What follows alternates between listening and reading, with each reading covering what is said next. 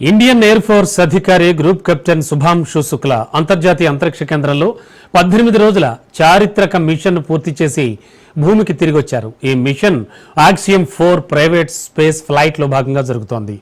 దీని ద్వారా ఇండియా 41 సంవత్సరాల తర్వాత మానవ అంతరిక్ష యాత్రలో మరో మైలురాయిని సాధించింది.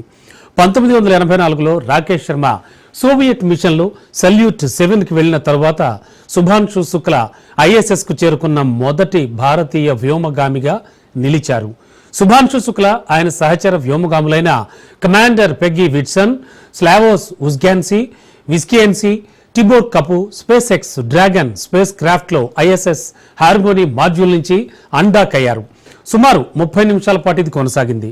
అన్డాకింగ్ తర్వాత డ్రాగన్ స్పేస్ క్రాఫ్ట్ భూమి వాతావరణంలోకి ప్రవేశించి కాలిఫోర్నియా తీరంలోని పసిఫిక్ మహాసముద్రంలో స్ప్లాష్ డౌన్ అయింది.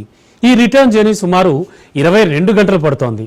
వాతావరణ పరిస్థితుల ఆధారంగా 1 గంట మార్జిన్ ఉంటుంది. శుభాంశు శుక్లా అక్కడ 18 రోజులు గడిపి ఆ క్రమంలో 60 కీలక ప్రయోగాలు చేశారు. ఈ నేపథ్యంలో శుభాంశు రావడంతో దేశమంతా ఆనందోత్సాహాలుగా జరుపుకుంటున్నారు. Crew egresses the spacecraft, and egress means to exit the spacecraft. We have pulled go for recovery personnel approach. Expect fast boats alongside in 1 minute. Seats are rotating for the crew. This prepares them for that splashdown, so they do brace for drogue window. In the vehicle.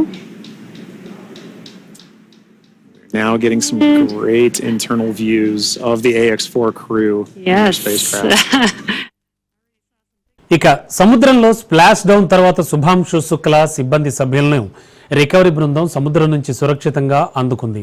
Hydraulic cradle ఉపయోగించి space craft ఓడపైకి ఎక్కించారు. అక్కడ వ్యోమగాములకు ప్రాథమిక వైద్య పరీక్షలు చేశారు. ఆ తర్వాత వారిని helicopter లేదా ఓడ ద్వారా భూమిపైకి తీసుకెళ్లి మరిన్ని వైద్య పరీక్షలు, మిషన్ డీబ్రీఫింగ్, రికవరీ ప్రక్రియలను నిర్వహిస్తారు.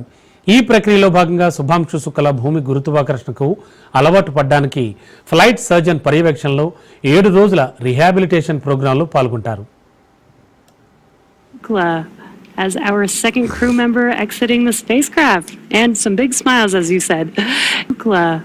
As our second crew member exiting the spacecraft.